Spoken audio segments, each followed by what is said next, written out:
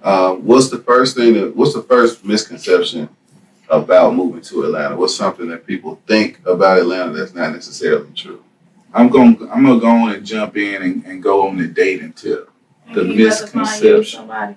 Well, I will tell you from my experience. I can't tell you how many times I heard some of my homeboys like, I ain't moving to it. I ain't going to Atlanta, man. Ain't that where all them gay dudes be at? I'm like, bro, what you think is gonna rub off on you? Unless you questioning your own sexuality. Right. Yeah. More gay dudes mean it's more straight women for you. So if now that's a point. I mean, you going to where they have what you don't understand about the gay population in Atlanta is they got their own culture. They ain't checking for you if you ain't checking for them. They got their own parties and clubs but you don't have to be involved in that if you don't want to. You know what I'm saying? So that don't bother me. You know what I'm saying? I'll bother them. But it's definitely a misconception that they just like, it's like catching corona. You got to keep a mask on around them or you might be gay too. Yeah, I've heard a lot of women say that it's a lot of undercover guys here. Guys who fake like they live in heterosexual lifestyle, but they really live in a homosexual lifestyle. But that don't make sense to me because Atlanta is super accepting, you know what I'm saying? Especially to be in the South. Yeah. So why would they be more undercover here than wherever else they came from? It seems like they would be more out. I think it was some type of documentary or something that came out that said Atlanta is like one of the number one places for the undercover brother. Have you ran into a lot of that? I've heard of it. I hope not. Shoot, I just heard, and I think that I think it's a lot of it's just both on both ends. It's a lot of homosexuality. I mean, for each his own. I don't have no problem with the community, but that is definitely a misconception.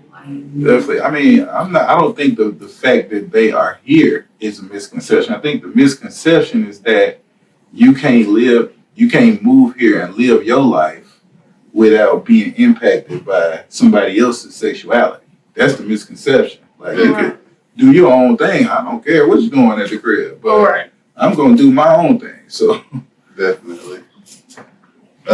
What else? That's the only thing about dating that you find to be a misconception? Nah, another one is that it's a whole bunch of women here, and it's easy to find a woman here and settle down. Okay. What's wrong with that? I don't think it is definitely a lot of women here, but the dating environment is competitive to say the least. It's like a speed dating. It could be like the speed dating thing. It is kind of sometimes it's exhausting sifting through the motives. You know what I'm saying? And trying to see who genuine and who ain't and who's scamming and who trying to set you up and who, you know what I'm saying? So I think a lot of the smaller cities and areas where Black people is a little bit more spread out and not so concentrated, it's like less of the I don't know, man. I guess like it's easier to find genuine people. Yeah, like the putting on and the fake it till you make it. Like I think it's more. It's harder to find a genuine person when it's a lot of people concentrated in one area. And coming from different cities and all over the world, like you don't know what a person been up to their whole life. They just moved to Atlanta. Now they done reinvented their whole life. Definitely, and everybody is watching all these reality shows and stuff in Atlanta and think every time you going out, that's how it's gonna be. Like an episode of Love and Hip Hop where somebody's throwing drinks. Everything don't gotta be like that. It could be actually a good time. We go somewhere and no drama and come home. So yeah, I think it's definitely a lot of misconceptions about the dating scene. One thing about it, I like Atlanta. I feel like it's good for business. So that brings me to my topic.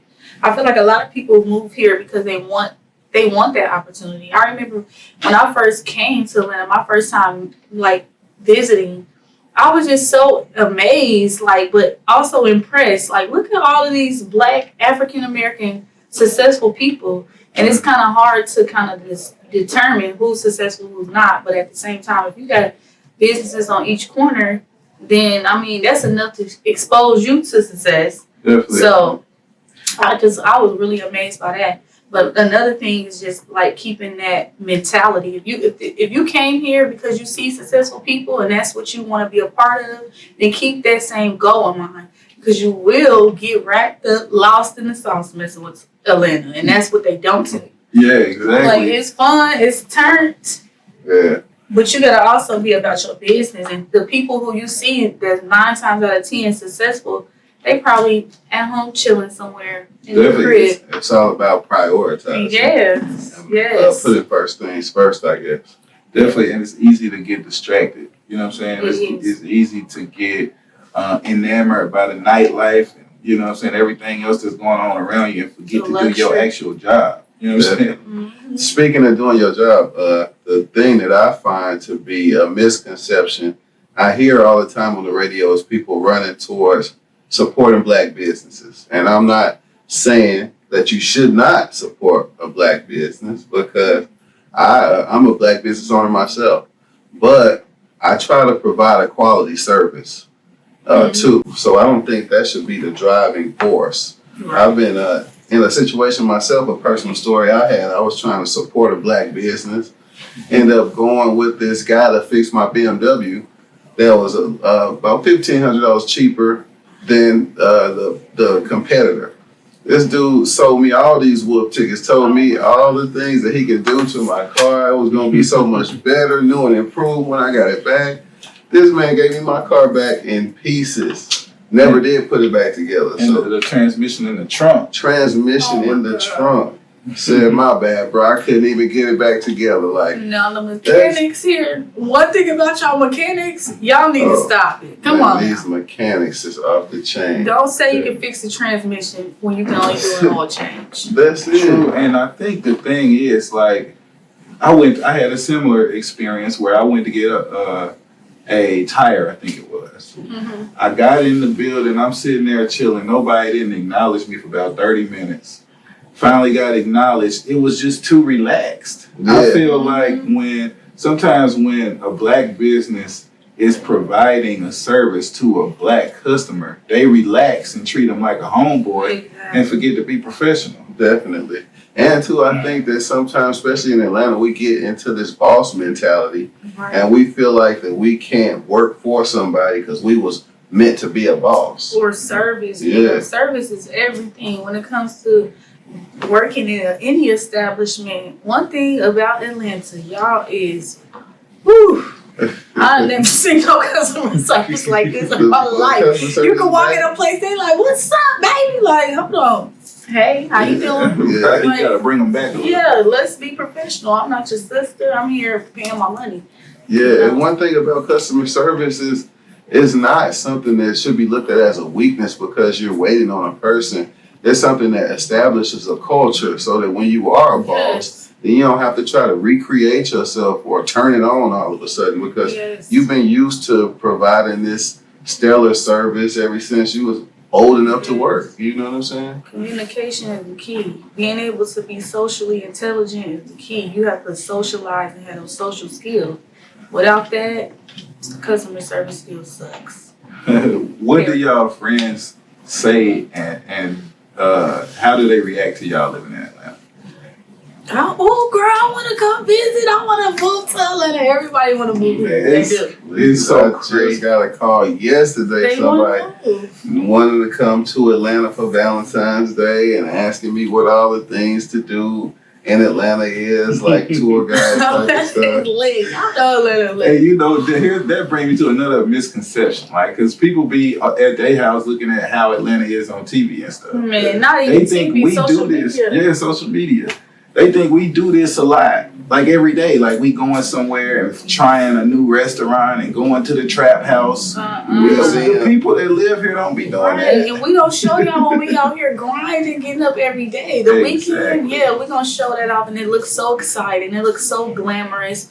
But really, that's just something that comes with being here. That's extra, but nobody really show y'all the blood, sweat, and tears that they put into becoming a boss. So I feel like it looks on the outside in, it looks a little microwavable. You know what I mean? It look a little instant, like, oh, I can do. I had a friend tell me what are you doing? Because if I was in Atlanta, I would have been on. And I'm just thinking in my mind, like, okay. Been on, like what? What's on to you? Right. What's like music video or something? Right. Yeah. What's on? What are you Because doing? 9 times out of 10, the stuff that you thinking in your mind is on is really, It's not on. they're not making no money. It's not on at all. So technically, the people who you think is off, those are the ones that's really on, that's really making it happen. But they don't tell y'all that, so that's definitely a misconception. Yeah, you gotta work hard to play hard. Yeah, Definitely. don't leave that out.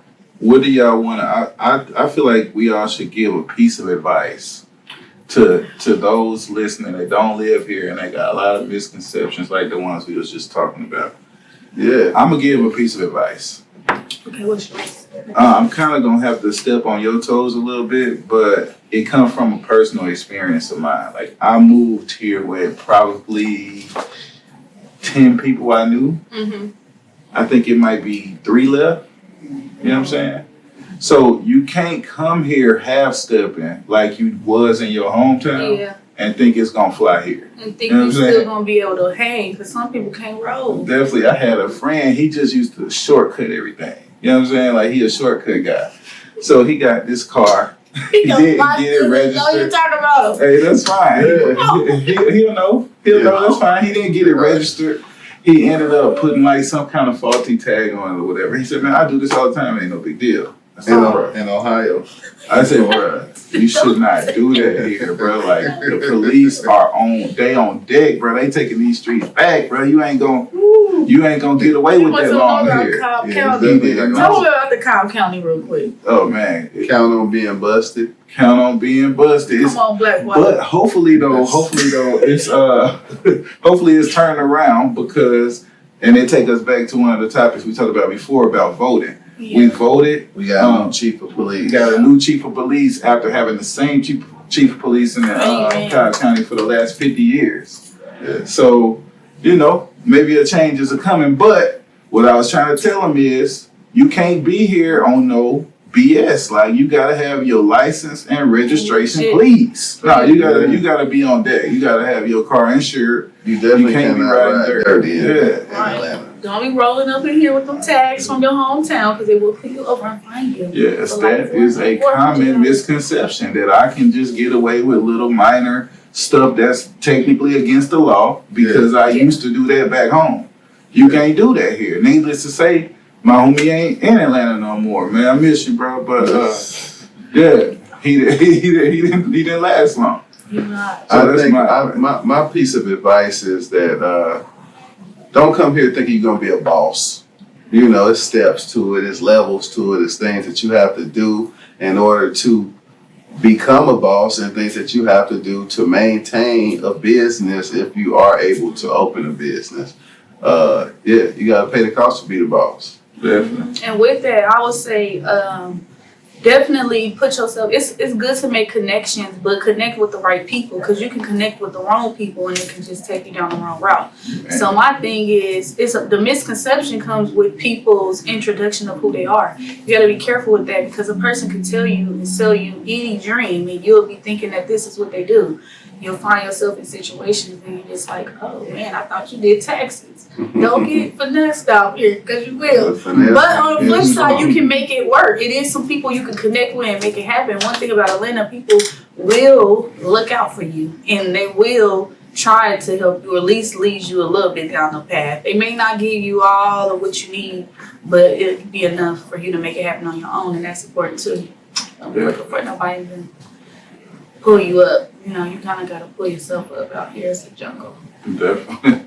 It's definitely It's competitive. a jungle. If anybody else got any, experiences they want to share with us, people that's in Atlanta who got, some stories or some, they get those same requests or those misconceptions from people outside of Atlanta. If it's people outside of Atlanta who want to know how it is living here, hit us up. We are Rewired Podcast 2020 on YouTube and Rewired Podcast _ on Instagram. And you have been Rewired.